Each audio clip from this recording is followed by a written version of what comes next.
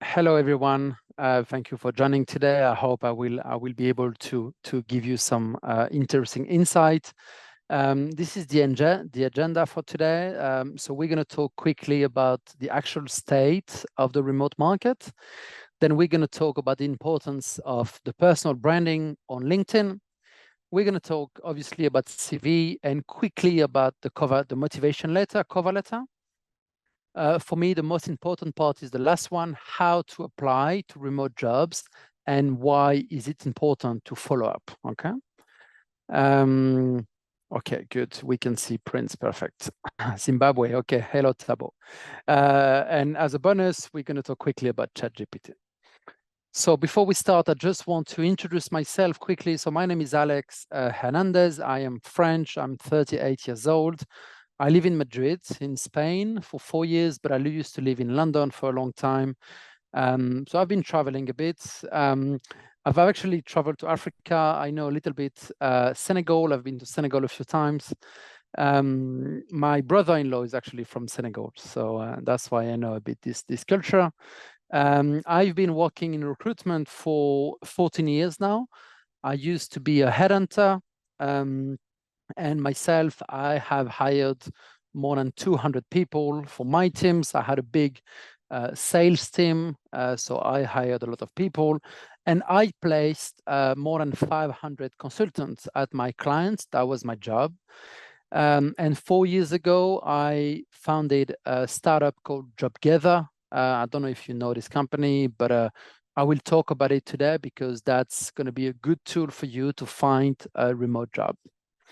So yeah, that is me. And this exercise I'm doing today, talking to you, helping you to look, for a remote job, is something that I like doing. I do this quite a lot to universities, to schools, and I've been doing conferences, a lot of online conferences, and I've done some on-site conferences in Lisbon, in Berlin, in Paris. So this is an exercise that I like a lot.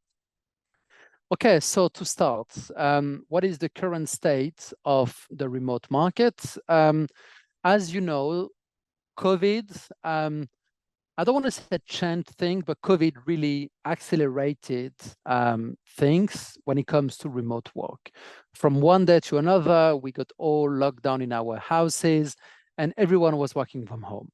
However, lockdown is different from remote work because at the time it was something forced where we had no time to prepare ourselves and people were just working on the kitchen table with the kids running around. This was a bit of a mess, but this is really what pushed remote work. So a lot of companies understood that, remote work was working and people starting to move in the countryside or away from the big cities. People realized they could work for companies abroad while staying in their country. And we could really see from 2020 a boom of the remote work for probably, I would say, 2 years. And at the end of 2022, especially because of this crisis in the tech market, and tech companies were the ones really boosting remote work, we could really see a decrease in hiring and into remote work. I have my personal opinion on it. I think a lot of companies move to remote work without the right tools and without the right setup, okay? And they just realized that it was probably not working enough because they were not prepared enough. But also remote work used to be the easy target for the company's problems. We are not selling enough. Okay, it's because of remote work. We have a lot of people quitting. Oh, it's because of remote. I think it was the easy target. And that's why remote work, seen like a really big drop at the end of 2022. For the last 2 years, remote work is growing slowly, okay? But it is growing, all right? So if you think remote work will disappear, it will not be here anymore, that is not true. Remote work will stay and it's growing slowly, okay? Just as an information, so this is a screenshot of JobGather, but I will come back to it later. If we are doing a search of remote roles available from Africa, we have 2,760 roles, okay? I did a same search on LinkedIn, and we have a bit more, like 3,500 remote roles listed on LinkedIn. However, LinkedIn, and you probably experienced that, the accuracy of is it actually a remote role or hybrid role is not always correct, okay? So you just have to be careful on LinkedIn and see with details, okay? What we see with JobGather, because we aggregate, this year we will aggregate close to 2 million remote roles worldwide. We see the countries most active when it comes to remote work in Africa are Kenya, Nigeria, and South Africa. This is the top 3. Doesn't mean Senegal, Ghana, or other countries are not strong enough, but the top 3 are these ones, okay?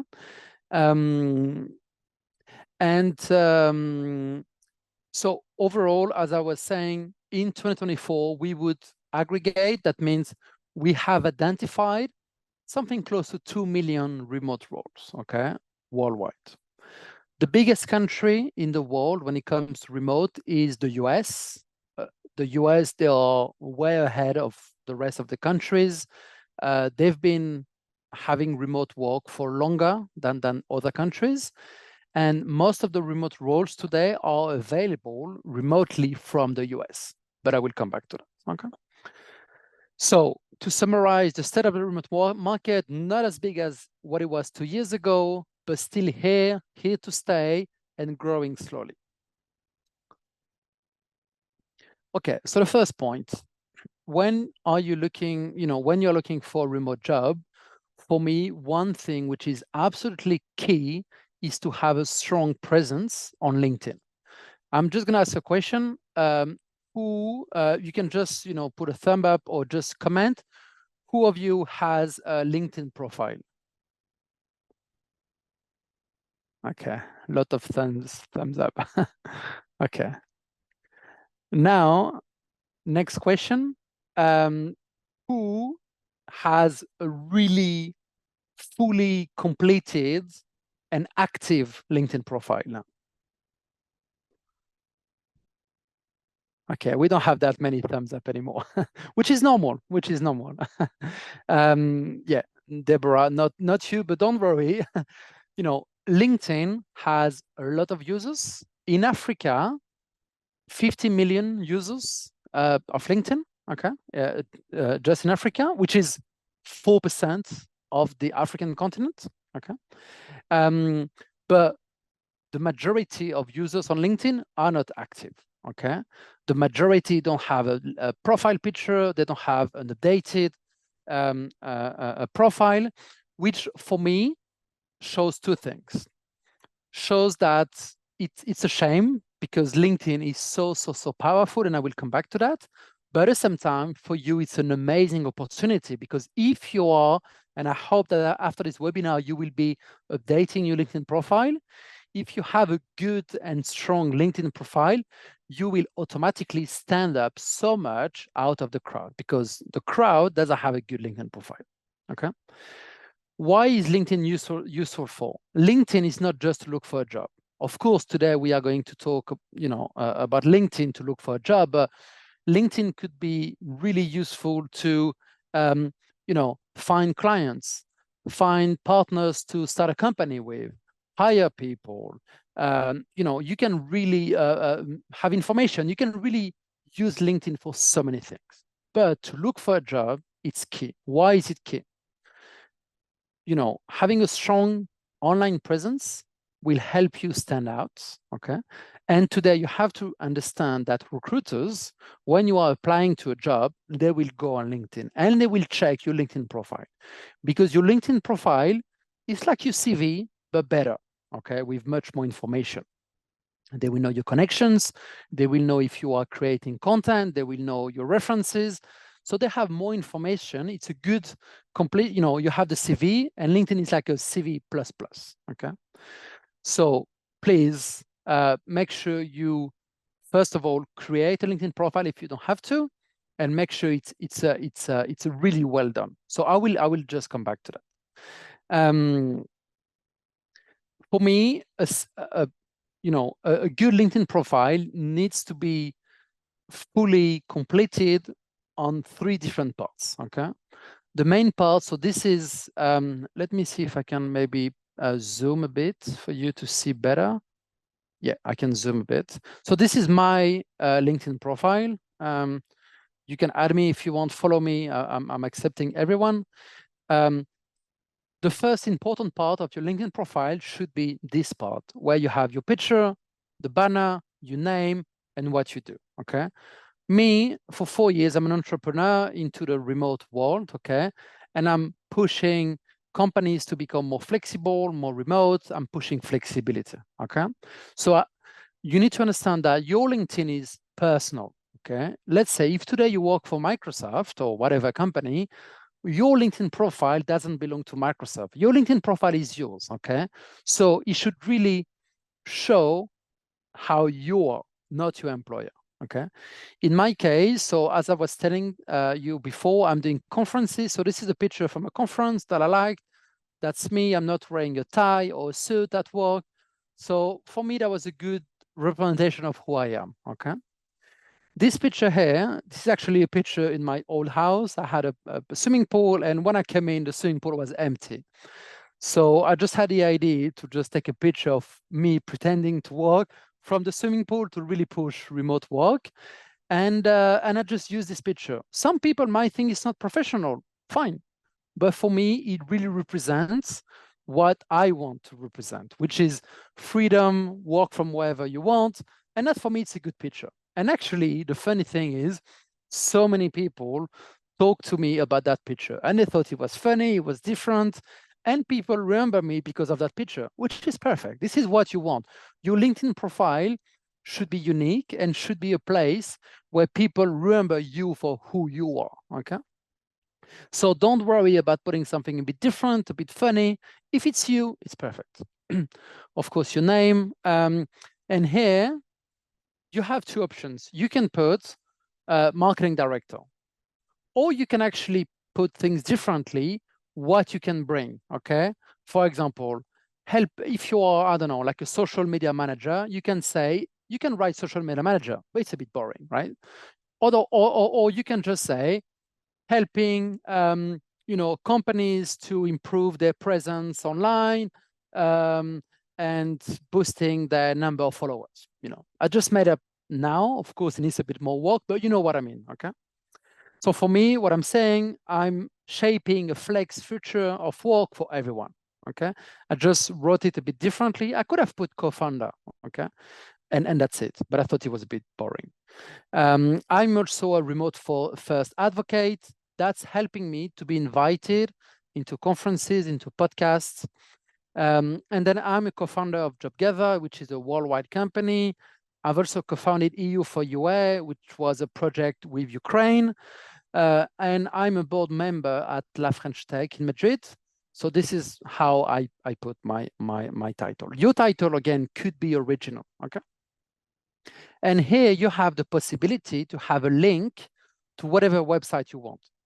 For me, this is a link to JobGether, okay? But let's say you have a personal blog or whatever, you can put a link to any website that you want, okay? So that's the first part. That should be really, really good. And it will take time, and you will make a part and you will come back after then, after 2 days. It might take you a week or 2 to have it really how you like, but this is the first thing people want, okay? The second section is the about section. The about section, you don't talk about your employer, okay? You talk about yourself, you talk about your story, okay? This is a place where potential employers and recruiters could learn about you, okay? So for me, I was just saying, yeah, for 9 years, I was an employee, I was not happy, wanted it was missing a bit of craziness. So I just explained, I just left it all, I resigned, I moved to Spain. And then, I met someone during the pandemic and I started a company with him, So that's about me. Some people might not like it, but that's fine. You can't please everyone. at least here, that part of LinkedIn is where you can really tell people who are you, okay? And it doesn't matter if you like, you know, basketball, or if you like, I don't know, going fishing, like it's you and it should be about you, okay? So that's really important. And again, you will write the first text and you will come back the next day, you will ask your friends, your family, your wife, your husband, and that will take a bit of time, but it's a really important part, okay? And the third section that you should really work on is the experience section, okay? So this is my old experience before I start my company. So this is where you can actually put details of what you did, put numbers, okay? This part could be really a copy of your CV, okay? I personally believe that if you have a strong LinkedIn profile, you don't really need a CV, okay? But here, yeah, this is a bit like the CV part, where you can really explain into details what have you done, okay? So for me, these three sections are key to your LinkedIn profile, okay? I'm just going to talk quickly about content creation. As you know, some people publish posts on LinkedIn, okay, about their life, about their job, about whatever. I've started to do it myself 4 years ago when I launched my company. This has been a game changer, really, really game changer. Why? Less than 1% of LinkedIn users create content and share content, okay? So if you do it, as I was saying before, you know, if you have a strong LinkedIn profile, you stand out. If you create content, you will automatically stand out.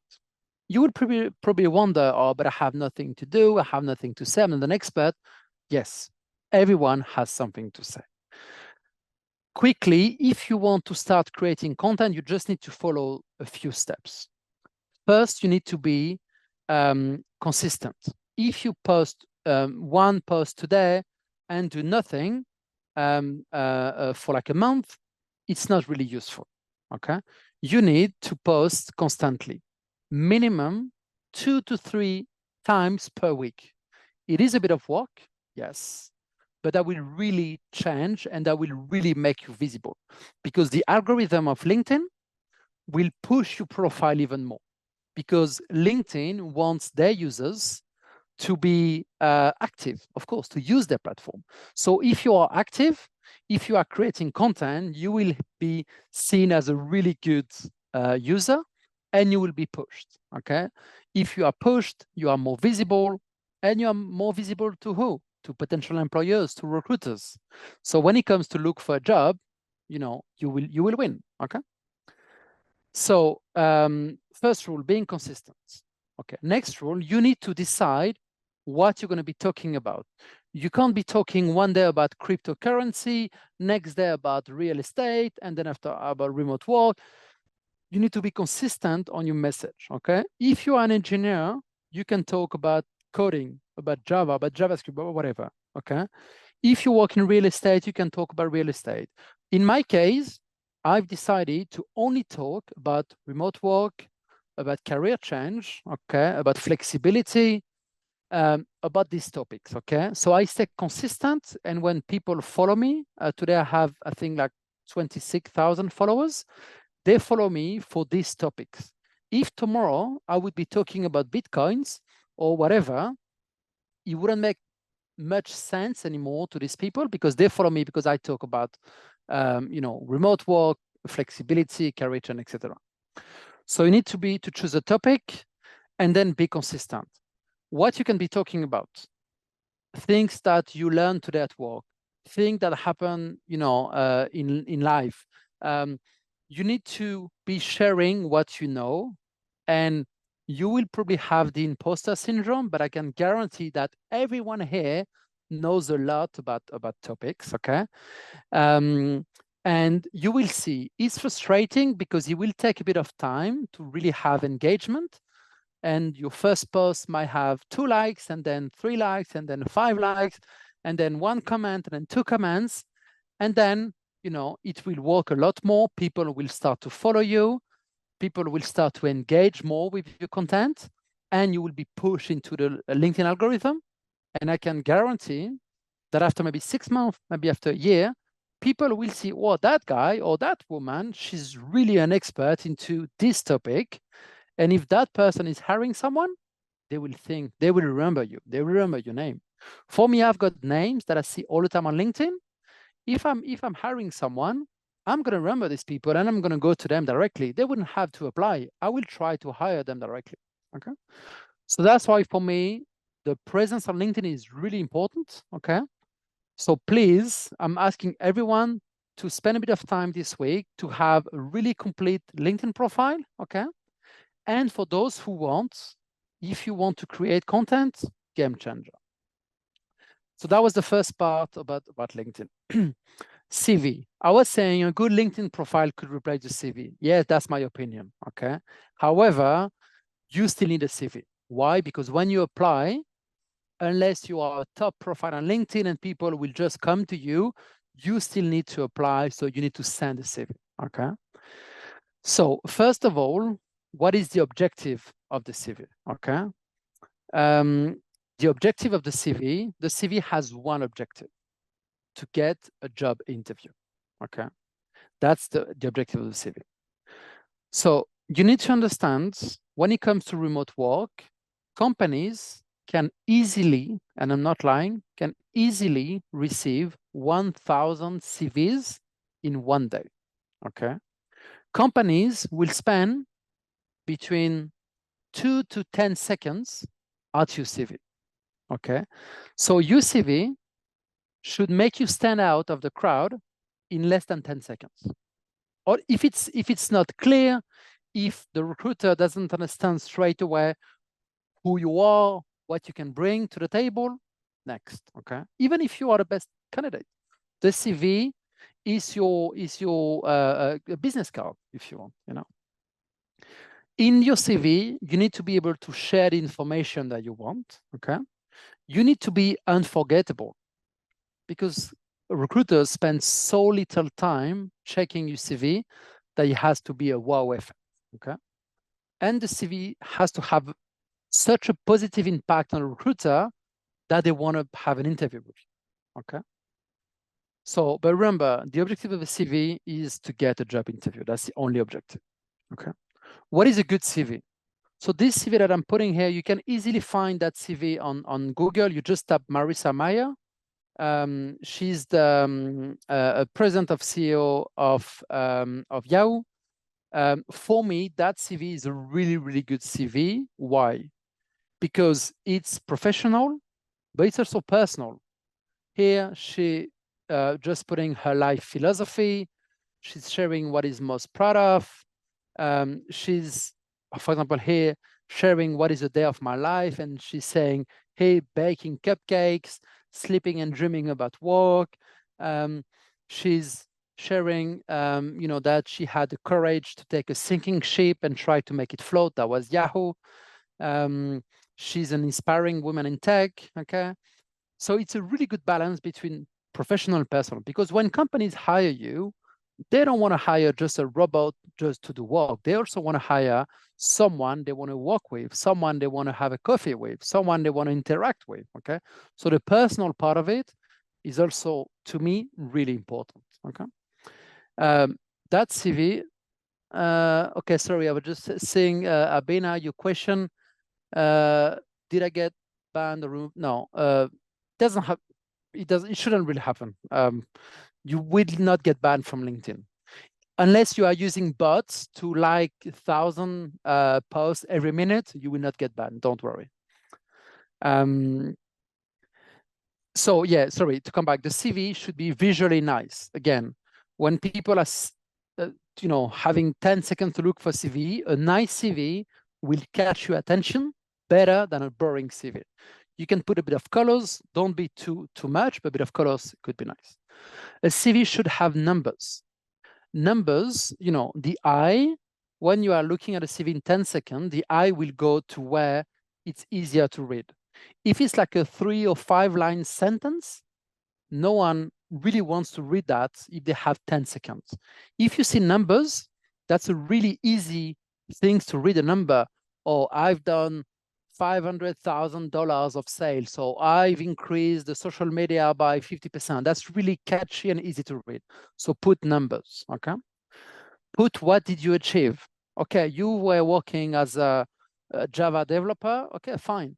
But if you were part of the team who did the release of the new website of the bank or whatever, just put that, okay? Make it real, okay? Because people will remember that you were part of the team who did the new website of whatever bank. If you just put Java developer, yeah, fine, but I don't really know what you did, okay? And it has to be clear and synthetic. Again, because recruiters spend so little time, don't put big text, because they will not read it. Okay. So Godfred, Alex, how do you optimize your LinkedIn bio when you have experience from different fields? Just so do you mean into the work experience part or in the about section? But for me, if you have experience from different fields, that's fine. That's who you are. That's what you've done. Okay. And in the different job section, explain with details what you did in the different part of your career. And you can, in the about section, just explain, look, I've been, I don't know, like a farming engineer for 15 years. Then for whatever reason, I decide to become a web developer or whatever, and then explain when you've been working in different fields, what motivates you today. As soon as you explain things, that's absolutely fine, and people will understand, Okay, so that was the CV part. What's a good CV? How to structure a CV? I'm just trying to be a bit quick because time is flying. For me, they have to have 4 sections. Who you are, okay, name, number, email address, LinkedIn, etc. What are you looking for on top of your CV? Looking for a software engineer position, looking for whatever, but it has to be really clear straight away, okay? What have you done? Of course, your expense, but also personal projects, trips abroad, volunteering. For me, that's really important to talk about what you've done on a personal level. For me, someone who is doing volunteering, that really show a nice part of who this person is, for example. So I would really take this part into consideration when I look at a CV, okay? And one part that I usually never see on CV, but for me it's really important, what you can bring, okay? Why would the company hire you? Okay, you are a marketing manager, fine, but what you can bring, to the next company, that's important. So this is for me the 4 different parts of a good CV, okay? And this exercise, for me, it's a really good exercise. I call this the 30-second exercise. As soon as you finish your CV, print your CV, okay, or on your computer, and give your CV ideally to someone who doesn't know you, okay?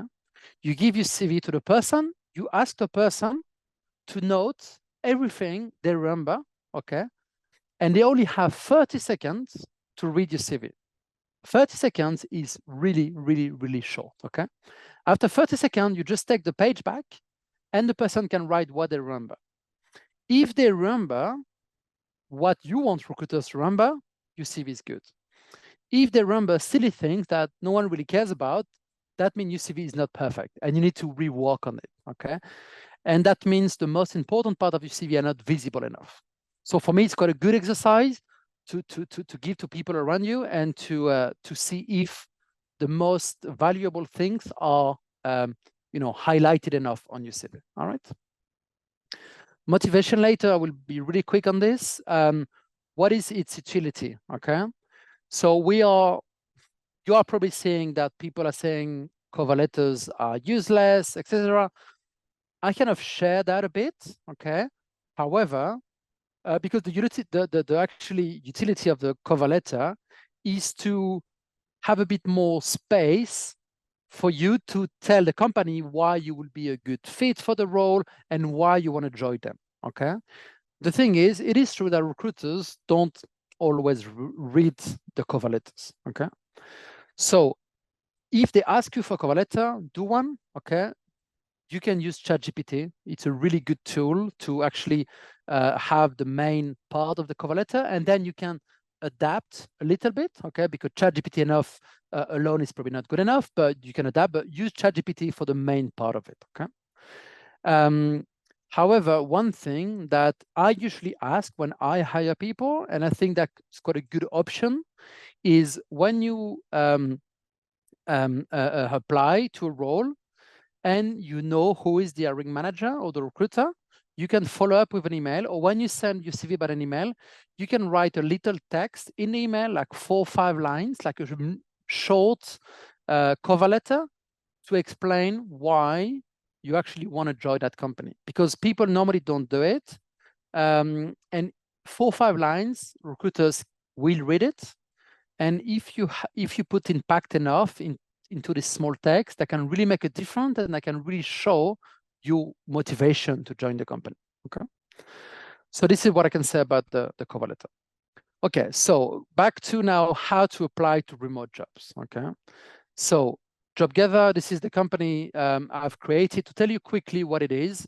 So 2 years ago, we launched JobGather.com. We are the largest job portal dedicated to remote jobs only, okay? Every day, we are adding 7,000 new remote roles to the website every day, okay? In 80% of the countries worldwide, we have more remote roles listed than LinkedIn.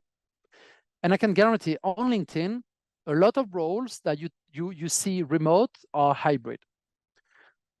Us, we have 98.5% of the role who are correctly listed. We still have a little bit that could be some mistakes, but it's really, really, really small. So all the roles are remote on JobGather.com. Okay, so I would really recommend you to go on the website. It's free for talents. Okay, you can tell your friends about it.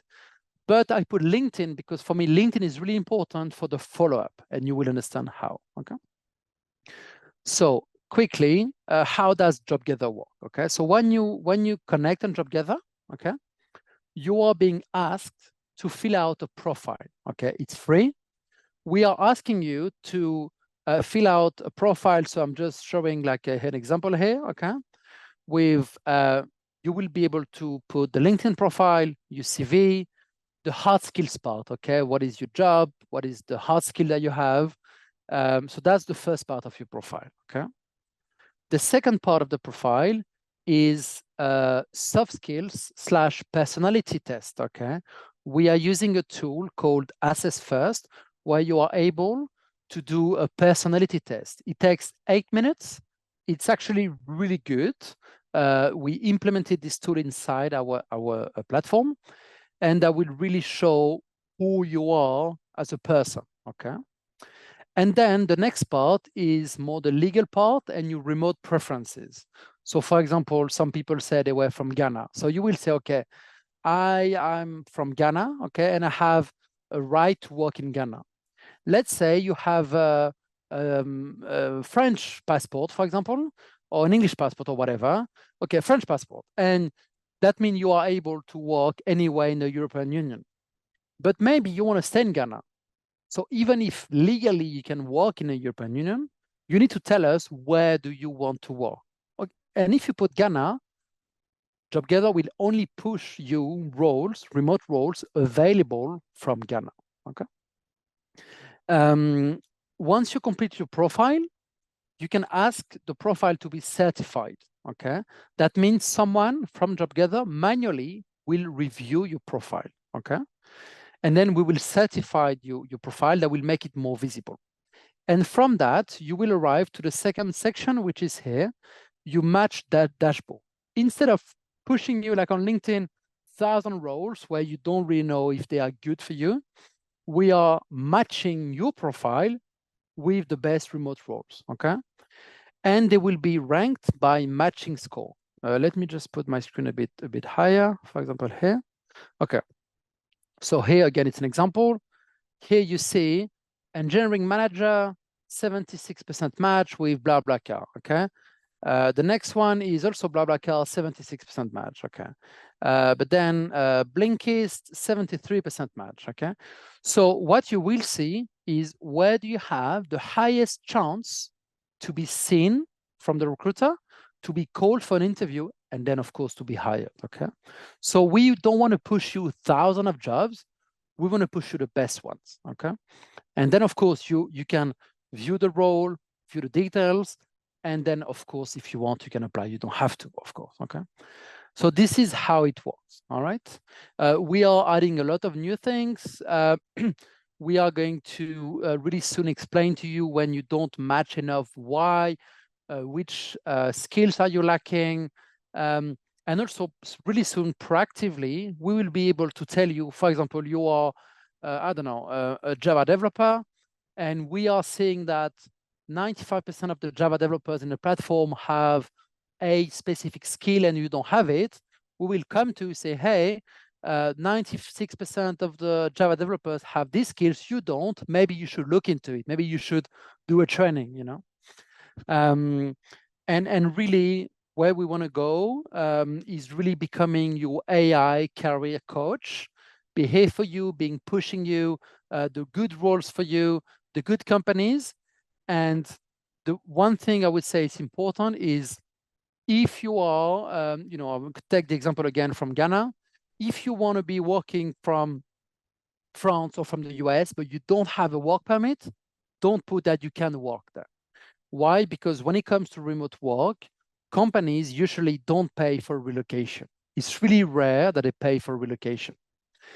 And if a company is able to hire people in Africa, for example, it's because they want to hire someone based in Africa, okay? And yes, maybe your dream is to go and work from another country, but if you don't have the work permit, don't waste your time. Don't lie on the application, because companies are telling me that a lot, that people, they still apply because they would like to work from another country, but companies, they will directly delete your application, okay? So just be honest with, you know, what you do, where you live, which are your work permits, because that will help you to find a remote job much, much quicker, okay? I'm just seeing a question. Okay,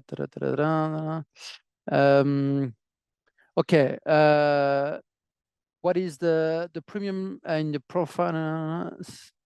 Okay, so you know what, the link, I'm almost finished. I will reply to the question in 5 minutes, okay? So this is what you do on JobGetver. You create your profile and then you see which one are your matches, okay? Why I said LinkedIn is important. For me, once you apply to a job through the career site, that's a necessary step. You have to do it, okay? I know it's a bit boring and you've done it a lot already, but you have to do it. However, you need to follow up, okay? So let me explain. I will take an example. Someone called John just applied to a Java developer position at company X, okay? What you should do is go on LinkedIn after you apply and try to find who could be your potential manager, okay? Of course, if you apply to a company like Microsoft or Amazon, like a really big company, that will be difficult, okay? But still, try. Sorry. Try to find who could be the potential manager. Connect with the person on LinkedIn. Of course, if you have a really poor LinkedIn with no pictures, nothing, the person will probably not accept you. But if you have a really good LinkedIn profile, really optimized, the person will accept you. When you want to invite someone, you can either add a small message or just send an invitation with that message, okay? But if you want, you can have a really short and direct message saying that you are highly motivated and you would like to know more about the job. Once the person accepts you, okay, and you are connected, you are able to send a direct message and you have no limits in character. So you can send a much longer message. This is where you can send your CV, and in the few lines, not too long, in a few lines, you can just explain why you are the best person for that role. This is where you can bring value, okay? Don't make it too long. If you make it too long, that's boring and people will not read it. So I would always recommend do it in 5 lines maximum. It's not an easy exercise. You need to be really short and really powerful. And add a CTA. So CTA means call to action. At the end of the message, ask the person for a phone call, for an online meeting, but ask the person. Because it will not always work. But if you have a really good LinkedIn profile, if you are a right candidate for the role, if your message is impactful, and you ask the person for a 10 minutes conversation, that person is very likely to say yes. And you could have a 10 minutes call with your potential manager. How do you think that will impact your job search? Massively. You just became from being one CV out of 500 in a pile of 500 to already having a 10 minutes call with your potential manager. If you are good in this call, the person will call HR, say, hey, I just talked to John. He's amazing. Please start the process with John because I want to start a recruitment process. Okay. Doing that, it is a bit of work. Okay. I know it's a bit of work, but it will make so much difference. Okay. Because first, that will show you motivation. Okay. And you are going direct to the person needed, you know, this new hire. Okay. It will not work all the time, but I can guarantee that you will get more interviews if you do that than if you just send the CV and just wait. Because 99% of the people send the CV and wait. If you have a strong LinkedIn profile, if you are contacting proactively to the person, asking for a call, you will have more meetings, I can guarantee you. And also, that will push you to apply to less jobs, but to the ones you really want. So you will be applying less, but you will be applying better, okay? And follow up, if the person doesn't reply, it doesn't mean they're not interested. That maybe means they just read the message, in the metro, whatever, and they forgot to reply. So follow up, wait 2 days, 3 days. Hey, I sent you a message yesterday. Have you had time to check? If they really don't want to talk to you, they will tell. They will reply, sorry, no, don't talk to me. And that's fine. That's fine.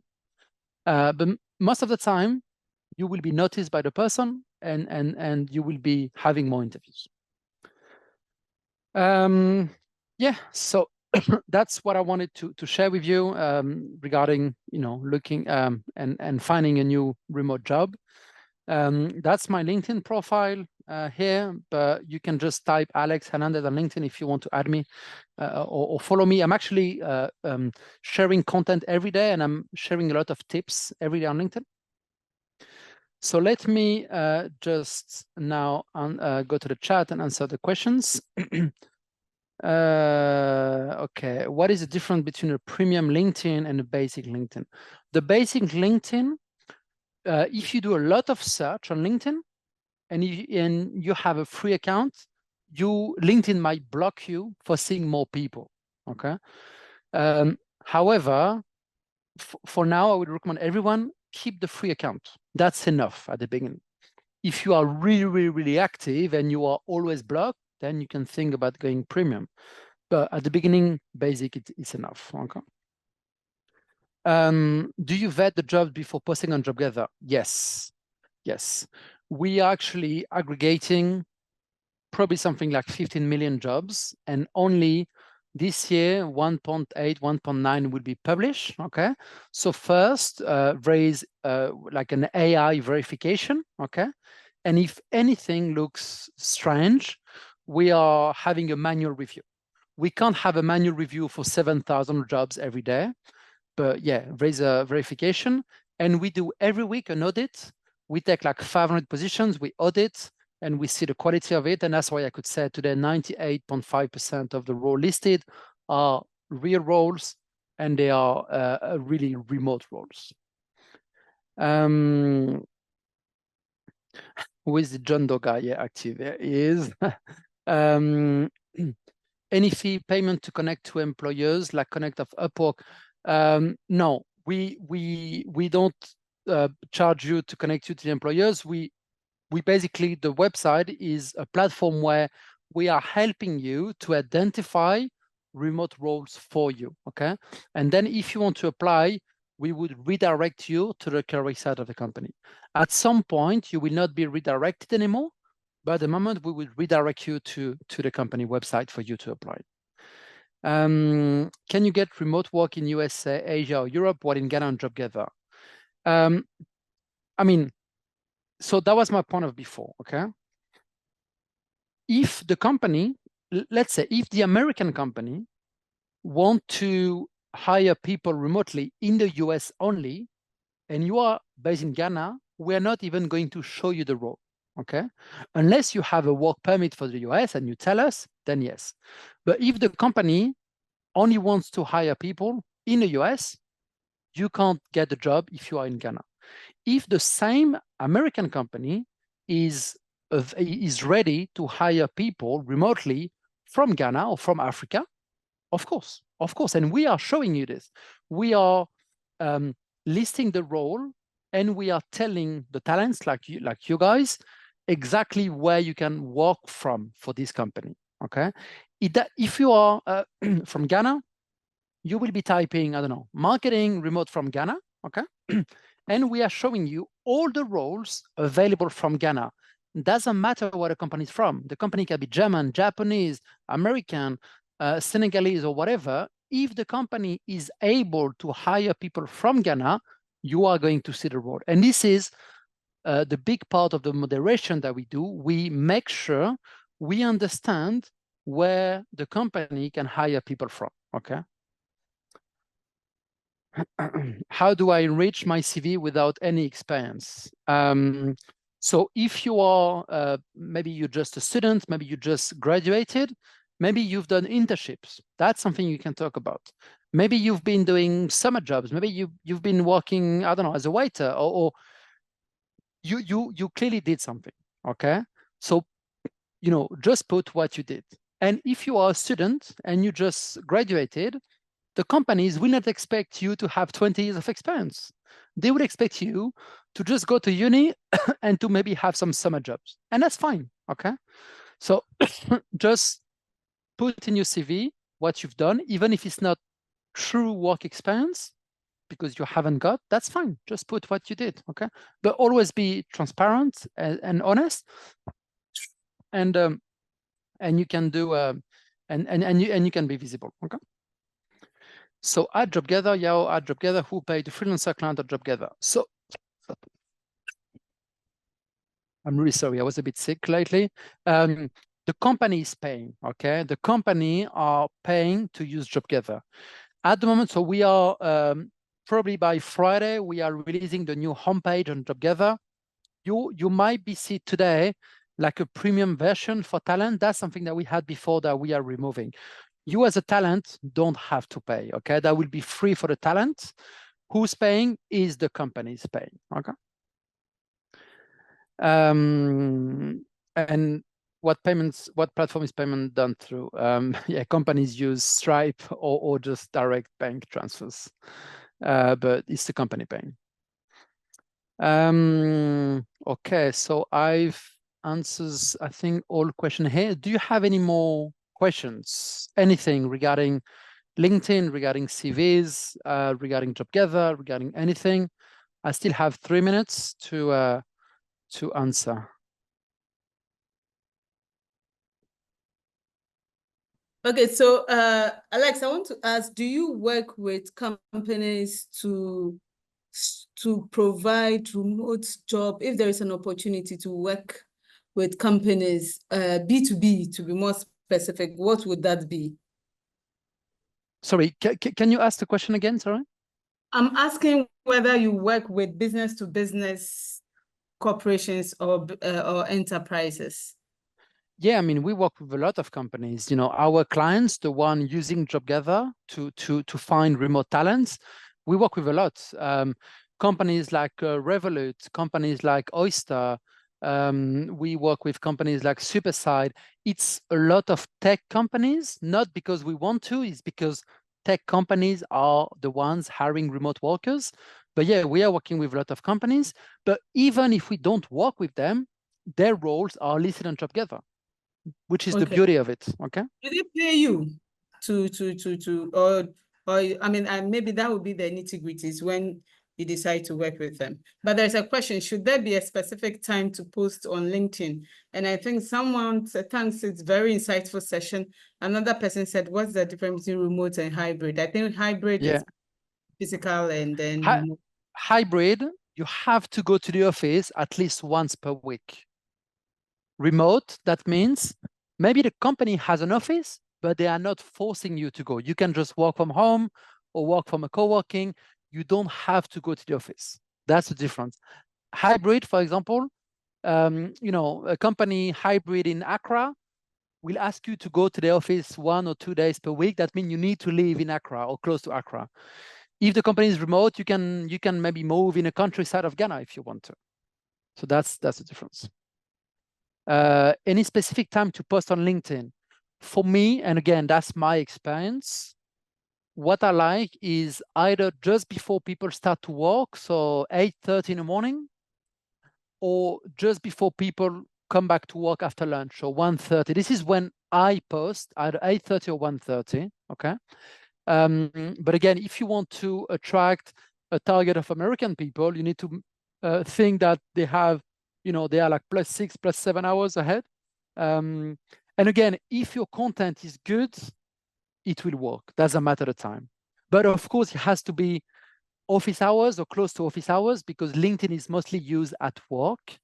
And again, try to post at 8, try to post at 9, try to post at 11, and you will see. Maybe what works for me might not work for you.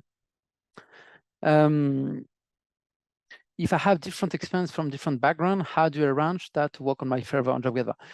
Again, if you let's say the example, you work as, I don't know, in the hospitality sector before, and today you work as a Java engineer, just put your Java engineer experience and just push the Java engineer experience if it's what you want to find next. Yeah, that's what I would do. Alex, did you talk about payment platform? Payment platform? Yes. What do you mean? Someone asked, what are some of the payment platforms do you, let me see, I'm just figuring out the question. What platform is payment done through JobGather? Yeah, no, I replied to this one. So it's actually the company who is paying. So you as a talent don't really have to worry about that. But yeah, we just do payment through Stripe for companies. Okay. So I think I replied to all the questions. I hope it was useful for you. As I said, add me. LinkedIn is the only social media I have, but feel free to add me, to follow me. I'm always sharing tips and insight. And if you have questions, please feel free to come to me. And yeah, remember, have a really good LinkedIn profile. That's really important. And feel free to reach on JobGather because they can really help you to find a job. Thank you very much. Have a good day. Bye-bye.